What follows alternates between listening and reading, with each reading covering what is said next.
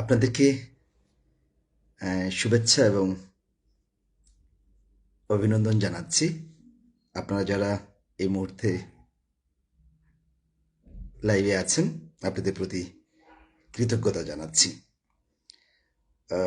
আমি একটু সানগ্লাস পরে কথা বলছি এই জন্য যে আমার চোখে খানিকটা সমস্যা হয়েছে, একটু লালচে হয়ে গেছে। তার জন্য আমি ক্ষমা চাচ্ছি যে সানগ্লাস পরে আমার সম্মানিত স্বজন যারা, আমার ফলোয়ার যারা, সবসময় আমার আপনজন, তার জন্য সবসময় বই হয় যে কখন অন্যায় কিংবা কোনো অপরাধ আমার হয় কি না। দয়া করে আমাকে ক্ষমা করবেন যে আমি সানগ্লাস পরে কথা বলছি। আমি রাজশাহীতে আছি, আরও 2-1 দিন রাজশাহীতে থাকবো। রাজশাহীর মানুষ বরাবরই অসাধারণ,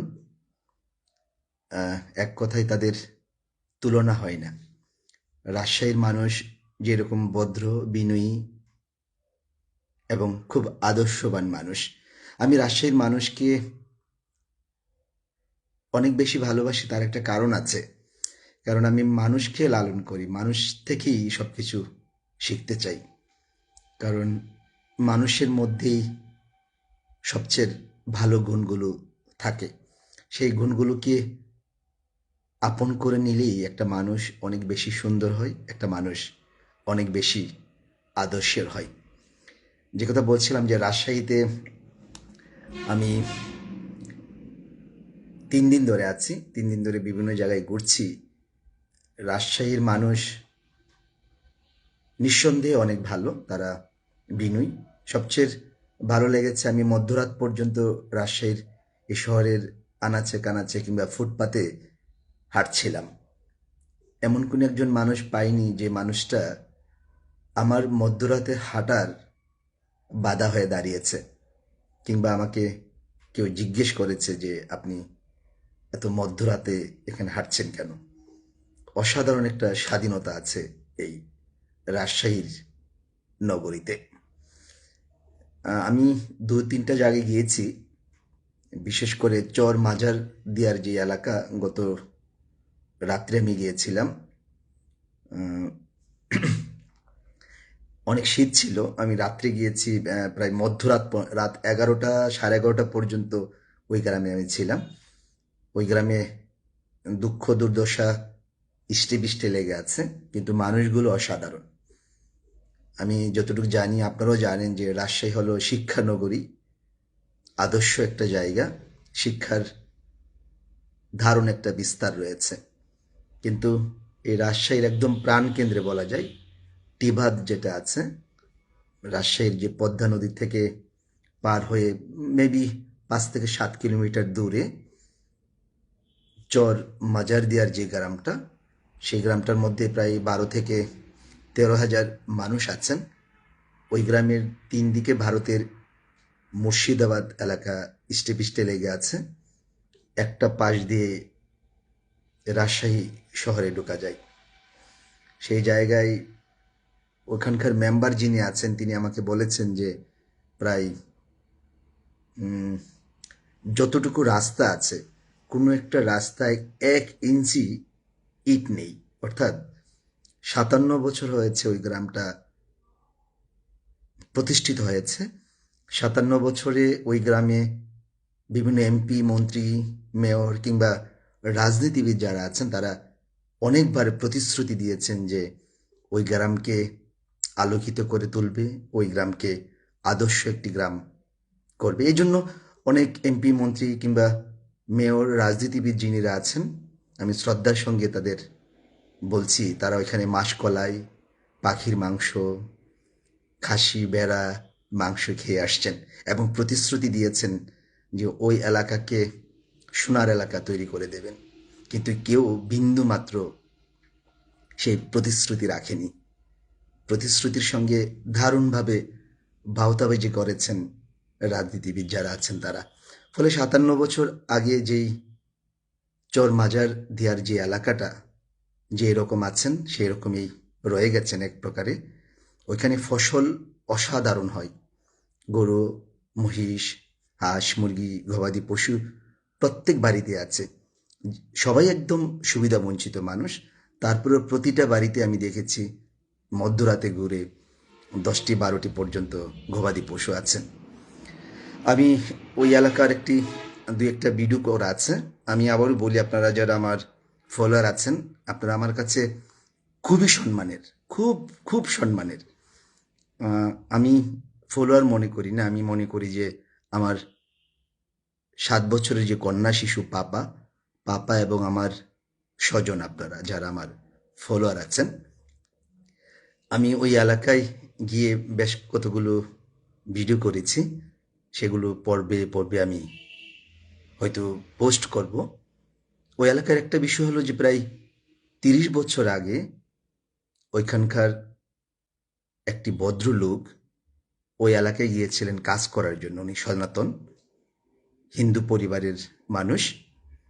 ওই এলাকায় 11 থেকে 13 হাজার মানুষের মধ্যে একটি পরিবার হিন্দু পরিবার আছেন, অর্থাৎ ওই পরিবারে 5 জন সদস্য আছেন, 2জন একদম নবজাতক শিশু আর 3জন বড়। ওখানকার যিনি মেম্বার আছেন হুমায়ুন সাহেব, তিনি আমাকে মধ্যরাতে বলেছিলেন যে প্রায় 25-30 বছর আগে ওই গ্রামে একজন সনাতন ধর্মীয় হিন্দু পরিবারের একজন কর্তা এলাকায় এসেছিলেন কাজ করার জন্য, কিন্তু এলাকার মানুষকে ভালোবেসে ওই ভদ্রলোক ওই এলাকায় থেকে গেছেন। ফলে ওই মেম্বার এবং এলাকার মুসলমান যারা আছেন তারা সবাই ওই ভদ্রলোককে একটা বাড়ি করে দিয়েছেন, একটা ঘর করে দিয়েছেন, আসবার পত্র কিনে দিয়েছেন। একটা পর্যায়ে যখন ওই ভদ্রলোক ইন্তেকাল করেন তখন মুসলমানরাই তাকে সৎকার করেছেন। আনুষ্ঠানিকতা যেগুলো আছে সেটা মুসলমানরাই করেছেন। ওই ভদ্রলোকের ছেলে একটা পর্যায়ে আবার চলে আসছেন, তার নাম পর্বত। তার সাথে আমার কথা হয়েছে। পর্বত স্বীকার করলেন যে চর মাঝারদিয়ার এলাকার মানুষ, রাজশাহীর মানুষ তো এমনি ভালো, কিন্তু তাদের কথায় মনে হয়েছে চর মাঝারদিয়ার যে এলাকার মানুষ তারা আরো বেশি ভালো। তার জন্য বাবার মতন পর্বত যিনি আছেন তার সন্তান তিনিও ওই গ্রামে থেকে গেছেন। ফলে ওইখানে যে প্রায় 13 হাজার মানুষের মধ্যে একটি পরিবার, যে পর্বত দাদা আছেন, তার বাসায় আমি গিয়েছি, তার স্ত্রীর সাথে কথা বলেছি, তার মেয়ের সঙ্গে কথা বলেছি। অসাধারণ মানুষ, যদিও তারা যথেষ্ট সুবিধা বঞ্চিত মানুষ। সুবিধা বঞ্চিত মানুষ মানে কি, ওখানকার যারা আছে সবাই সুবিধা বঞ্চিত মানুষ, যেহেতু ওখানে রাস্তা নেই, ওখানে শিক্ষার কোনো ব্যবস্থা নেই, চিকিৎসার কোনো ব্যবস্থা নেই। ওখানকার যিনি মেম্বার আছেন তিনি একাধিকবার আমাকে বলেছেন, এবং আমি সরেজমিনে যখন পরিদর্শন করতে গিয়েছি গ্রামটা, অনেকে আমাকে বলেছেন যে বিশেষ করে যেসব মায়েরা জন্মদান দিতে গিয়ে সন্তান জন্ম দিতে গিয়ে চিকিৎসার প্রয়োজন হয়, তারা রাস্তাবিহীন যেই গ্রাম আছে সেই গ্রাম পাড়ি দিয়ে রাজশাহীতে আসতে গিয়ে অনেকেই প্রাণ হারিয়েছেন।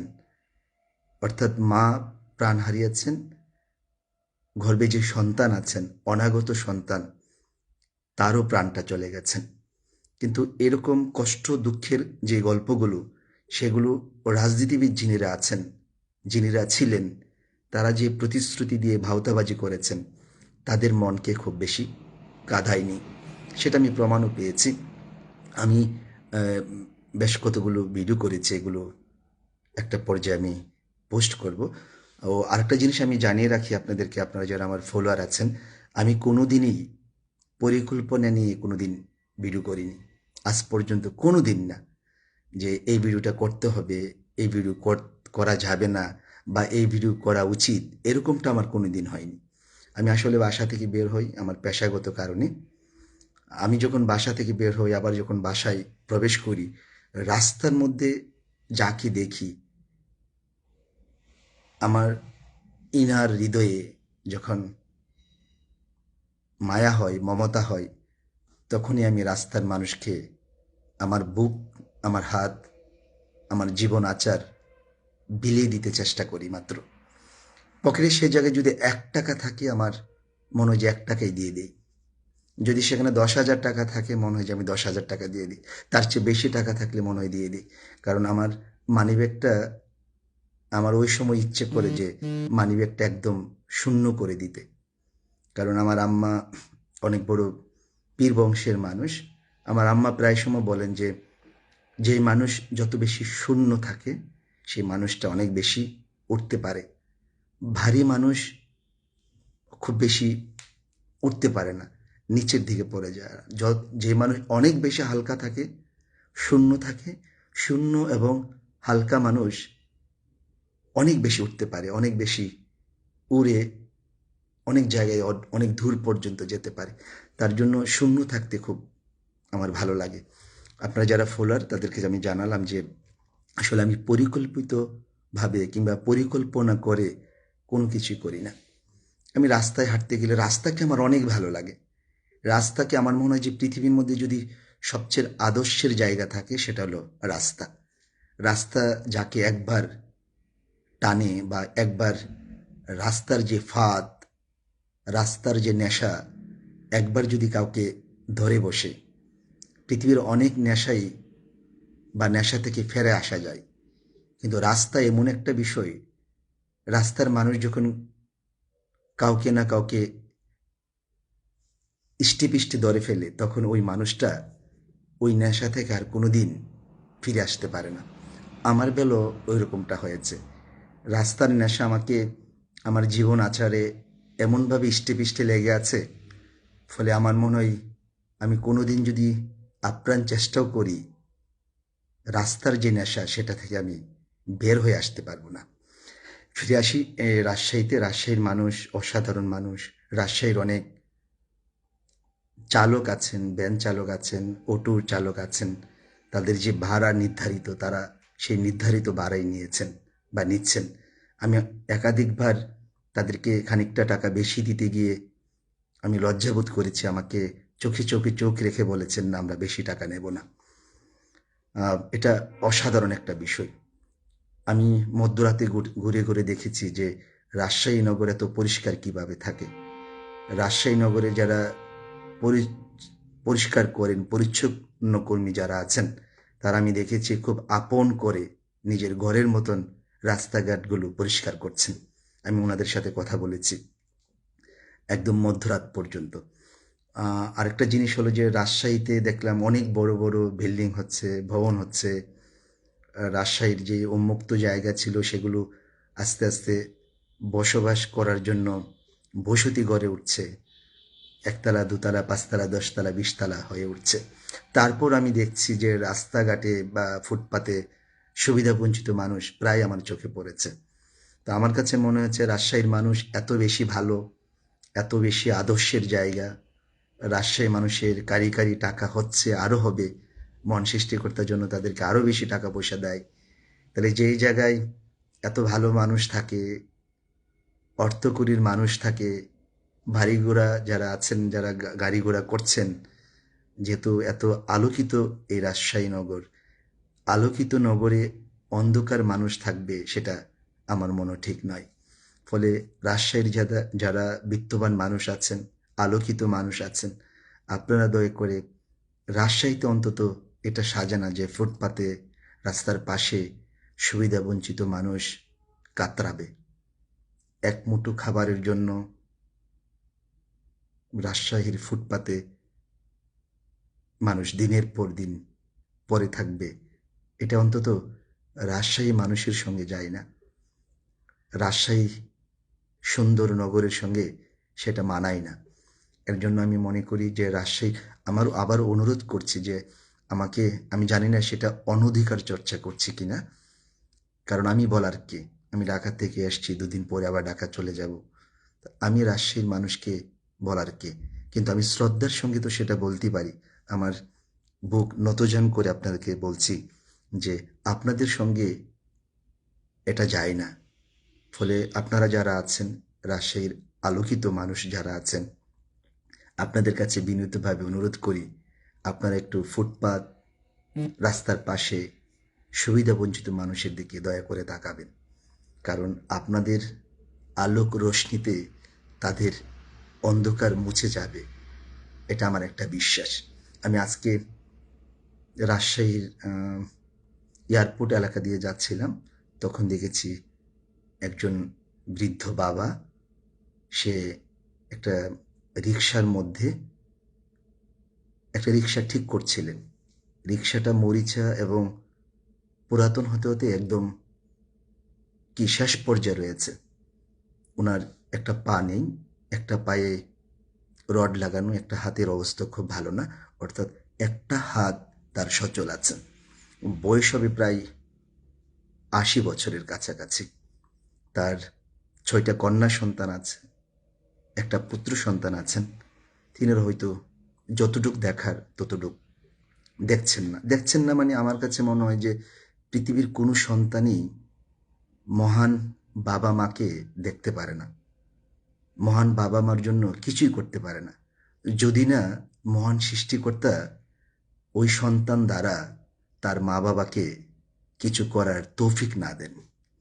সেই সন্তানরা কোটিপতি থাকুক, বিশ্বের মালিক হোক, বিশ্বের ব্রাহ্মণ যা কিছু আছে, বিশ্বে যা কিছু আছে তার চেয়ে আরও বেশি বড় লোক হোক, যদি মহান সৃষ্টিকর্তা ওই সন্তানের উপর সন্তুষ্টি হয়ে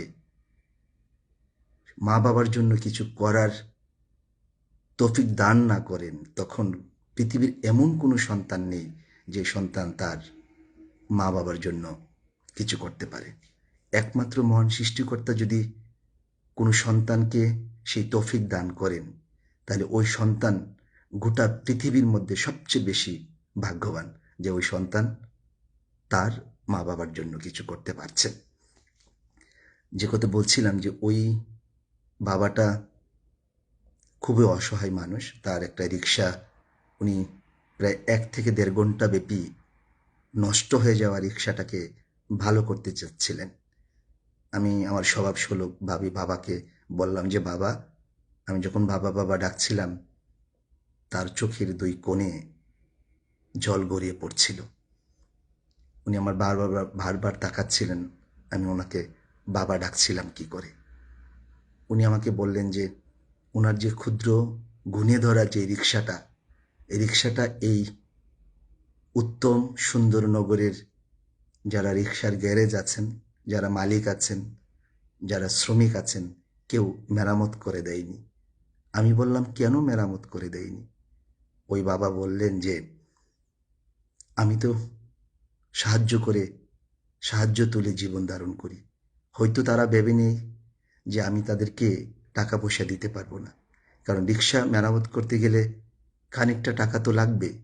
খানিকটা টাকা উনি দিতে পারবেন না বলেই ওই গ্যারেজ এবং গ্যারেজের যারা শ্রমিক আছেন তারা তার রিক্সাটাকে হাত দেন না, অর্থাৎ মেরামত করে দেন না। ফলে এই বাবাই সাধারণ যন্ত্র দিয়ে রাস্তার পাশে টুকটাক টাক করে ওই রিক্সাটাকে মেরামত করার চেষ্টা করেন।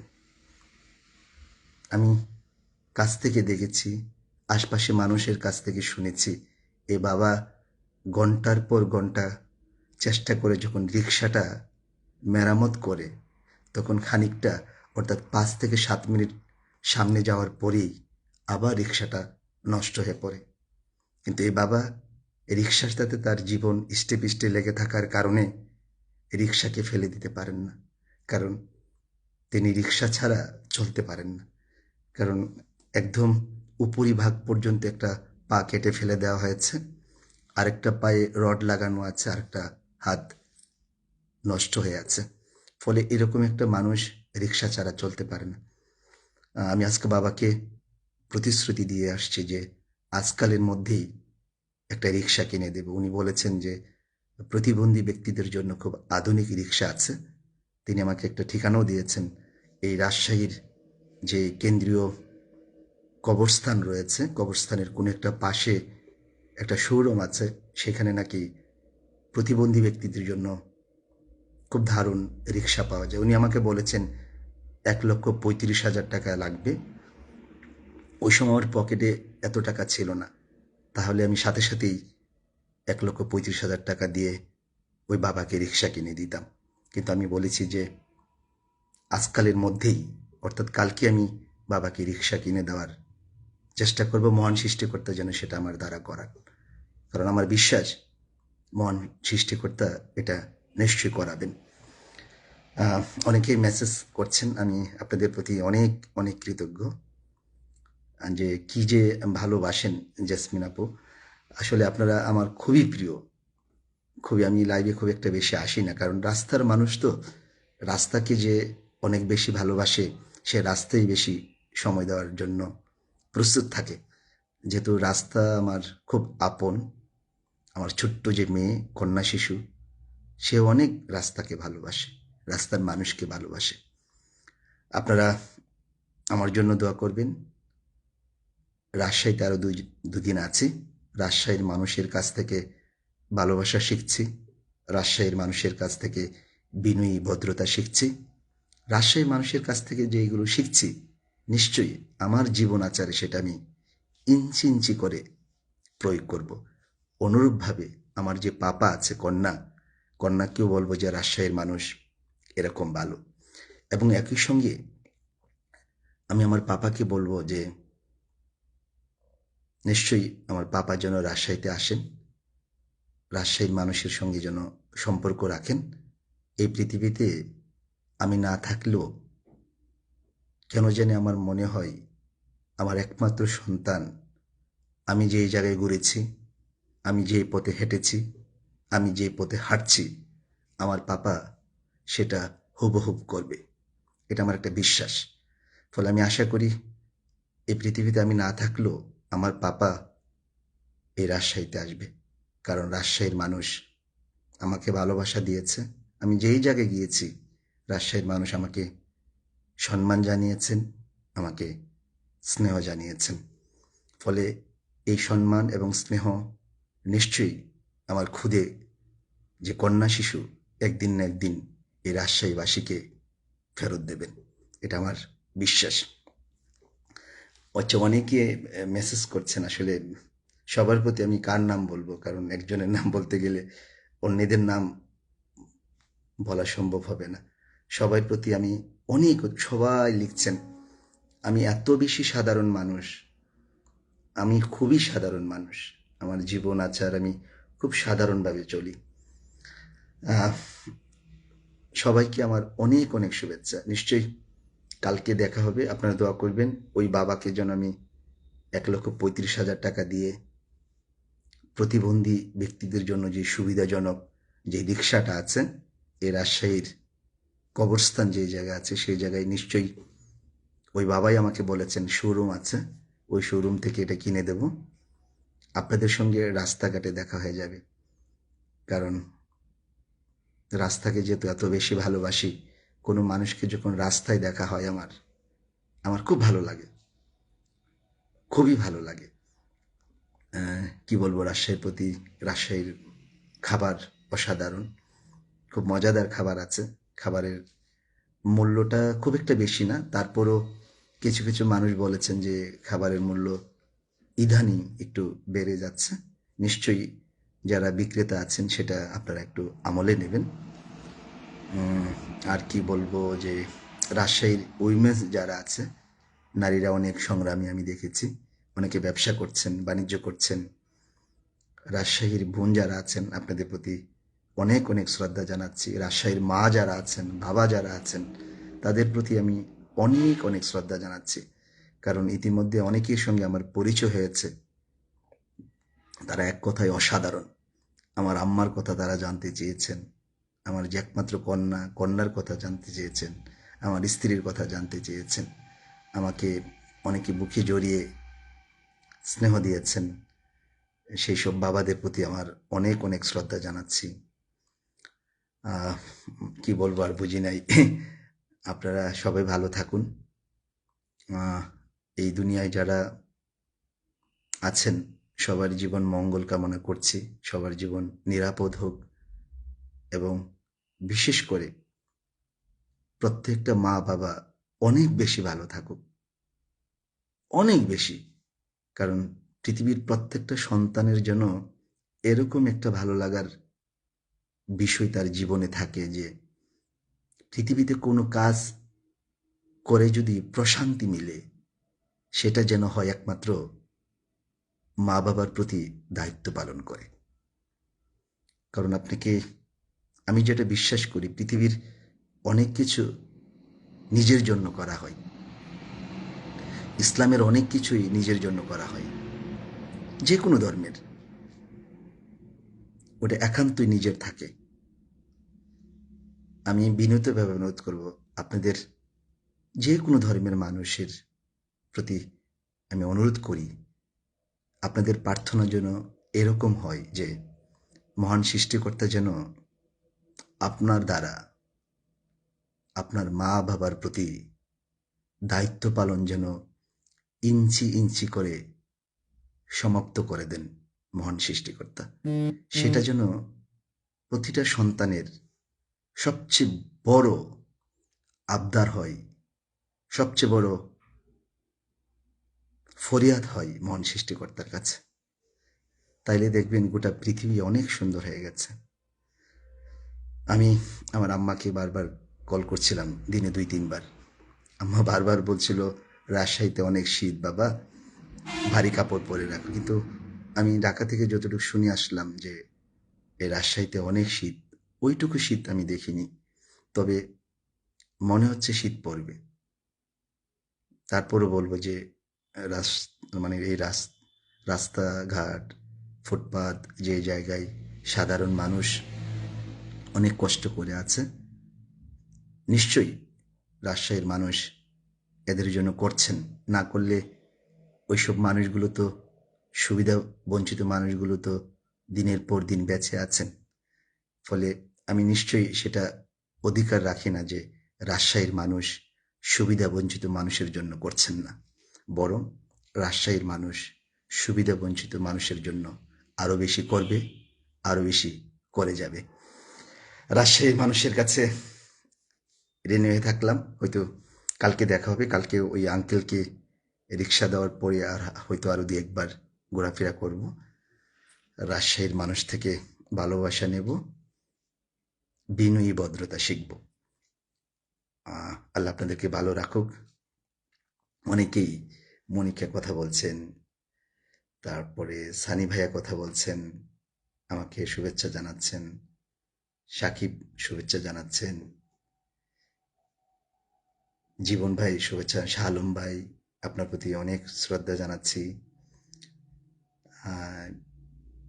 জীবন ভাই আছেন, হাসান ভাই আছেন, রবিউল ভাই আছেন, কার কথা বলবো, সবাইকে আমার অনেক অনেক শুভেচ্ছা, অনেক অনেক ভালোবাসা।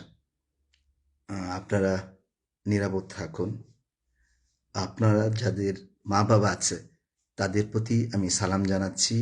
ওই মা বাবার পায়ে আমার হাত স্পর্শ করে। কাইন্ডলি আপনাদের যারা মা বাবা আছে তাদেরকে আমার সালাম দিবেন, এবং আমি যেন সালাম যদি পৌঁছে দেন আপনাদের মা বাবার কাছে, দয়া করে বলবেন আমি ওনাদের পায়ে হাত স্পর্শ করে দোয়া চেয়েছি।